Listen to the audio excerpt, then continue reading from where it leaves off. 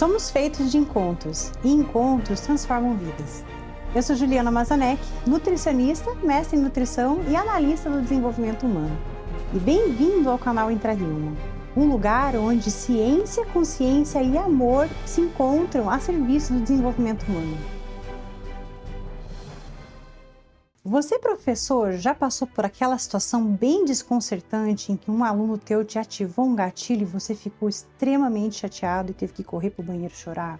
Isso acontece, e você não é o único e não está sozinho nisso. É justamente por esse motivo que eu bato tanto na tecla da questão do autoconhecimento para o nosso processo de desenvolvimento profissional, inclusive. E também de desenvolvimento de habilidades essenciais para poder lidar nesse manejo com a criança. É um tópico um tanto sensível, mas um aspecto muito importante de você desenvolver é esse autoconhecimento e essas habilidades básicas para poder conduzir melhores contextos sociais dentro da sua turma de aprendizagem. Eu sou Juliana Mazanek, nutricionista, mestre em nutrição e analista do desenvolvimento humano.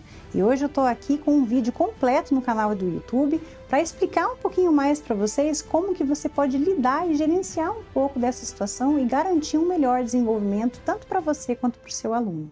Olá, comunidade do canal Intra-Human. Muito bem-vindo ao dia de hoje. Hoje eu quero falar com você, professor ou educador de crianças. Você já se questionou como é que está o seu processo de autoconhecimento para lidar com aquele pequeno ou aquela pequena desafiadora do seu contexto escolar?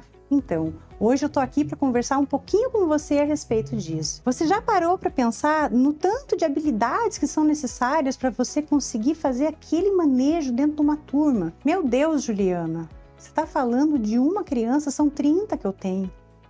Pois é, desafiador, né? Eu venho de um contexto clínico-terapêutico em que muitas vezes vamos fazer treinamentos de habilidades sociais e quando temos 2 ou mais crianças, nós já temos um segundo terapeuta. Tão desafiador é. Então, olha só o tamanho da responsabilidade que você tem. Mas é claro, eu tenho muita consciência que o professor, a sua função é garantir sim o desenvolvimento daquele aluno, mas é humanamente impossível garantir de forma muito próxima e individualmente. Cada criança tem a sua necessidade, cada criança tem as suas questões específicas. E dentro de um grupo, além desse olhar individual, o professor ainda precisa garantir que a turma está em harmonia, que as coisas estão acontecendo. E aí, quando a gente não tem habilidades essenciais para lidar com essas questões de autocontrole ou até de explosão muitas vezes, porque nós somos seres humanos e sim, você assim como eu, pode também perder a linha algumas vezes, isso é natural. O mais importante nesses momentos em que a gente perde um pouco a noção do controle ou que a gente grita com algum aprendiz ou algum aluno, neste momento o mais importante a se fazer é reconhecer o seu erro. Aproveita essa oportunidade como uma oportunidade de aprendizagem. Aproveita para ensinar para aquele aluno que você errou e ensina humildade para ele. Fala, olha, desculpa, eu estava com muita coisa acontecendo, eram muitos alunos falando comigo e eu fiquei nervosa e acabei te respondendo da forma que não devia. Me perdoa, tá? Como que eu posso te ajudar? E aí, quando você traz isso como uma oportunidade, a gente começa, então, a usar os erros e as dificuldades que nós enfrentamos no nosso meio profissional como uma boa oportunidade para o nosso autoaprendizado e também para ensinar aquele aluno. Lembrando que o nosso papel como educadores, como professores ou terapeutas, é sempre garantir que nós somos os adultos da relação, então nós direcionamos aquele desenvolvimento daquele pequeno ou daquela pequena. E é muito comum que acontece com uma certa frequência, e isso é natural, porque você é humano assim como eu, que alguma criança vai tocar naquele gatilho específico que você sofreu a vida inteira e vai te jogar lá em cima.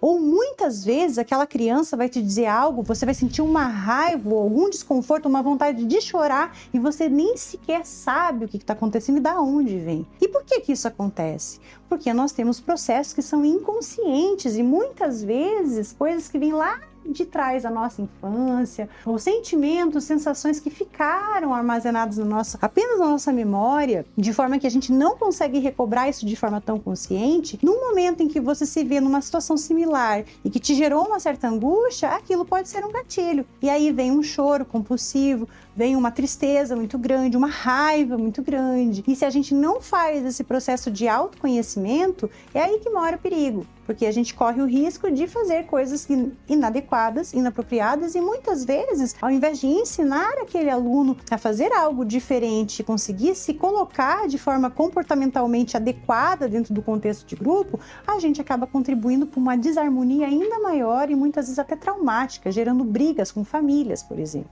Nossa, Juliana, mas que catastrófico, né? Você já chegou nesse momento falando da minha questão de autoconhecimento? Sim, pequenas escolhas podem ter grandes impactos. E por isso que eu chamo muita atenção para esses aspectos sutis do nosso desenvolvimento. Você é muito importante, assim como aquela criança. Então, por que não olhar para si mesmo e ver aquilo que você precisa desenvolver como habilidade para poder lidar com um contexto tão diverso que é um contexto de grupo de crianças? Além de tudo, gostaria de salientar que hoje sabemos que a prevalência de autismo é uma criança em 31 crianças, o que quer dizer que na sua sala eu tenho certeza que há pelo menos um autista. E aí, como que você faz esse trabalho? E aí a minha dica para você é o seguinte: você não precisa simplesmente dominar todas as condições e transtornos do neurodesenvolvimento, mas se você souber como lidar o básico da comunicação e se especializar na análise do comportamento, entender um pouco como que funciona esse mecanismo de aprendizagem humana, o que é necessário se fazer para poder organizar o comportamento de uma criança, você vai estar muito mais bem capacitado para executar o seu trabalho. Nossa, Juliana, mas você está falando, eu sou professor, você está pedindo para eu estudar análise do comportamento? Sim, você sabia que a análise do comportamento é uma ciência da aprendizagem humana e ela não é restrita a um ambiente terapêutico? A gente hoje tem analistas do comportamento que trabalham dentro de empresas, que trabalham dentro de outros contextos para favorecer a melhor interação e o desenvolvimento humano. E pelo que eu entendi, o seu interesse é garantir que o seu aprendiz desenvolva e aprenda, certo? Além de tudo, eu acredito que o seu interesse é garantir que aquele aluno lembre de você lá na frente como uma boa referência. Ou não?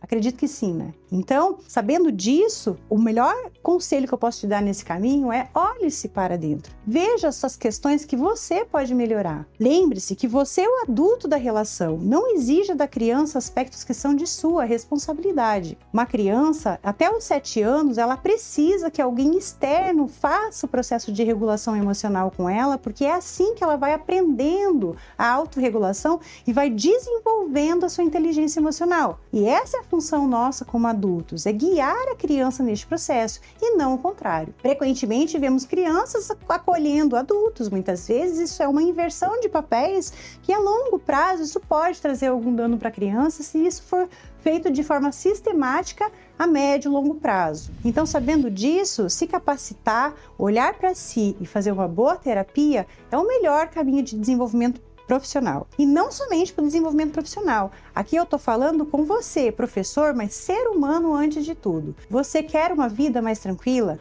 Menos desgaste? Trabalhe em si mesmo. Não deixe de buscar suporte emocional. Você também está suscetível a desgastes emocionais. Você também está suscetível a uma depressão, a um burnout. Aliás, a ciência e os dados recentes vêm mostrando que está crescendo muito significativamente o índice de burnout entre professores, porque as exigências estão sendo cada vez maiores, dado mudança de contexto do perfil das pessoas, dos seres humanos. Por exemplo, com o aumento da prevalência de autismo. Isso exige que o profissional tenha mais capacitação. Não saber lidar muitas vezes com aquilo que é diferente ou como que aquela criança responde, ou uma criança que não fala, por exemplo, é algo que vai ser mais e mais uma presença constante no seu contexto profissional. E aí, se você não vai minimamente atrás de algum referencial para poder se basear e desenvolver as suas próprias habilidades e poder lidar e ter o controle daquele grupo e também garantir o ensino daquele aluno,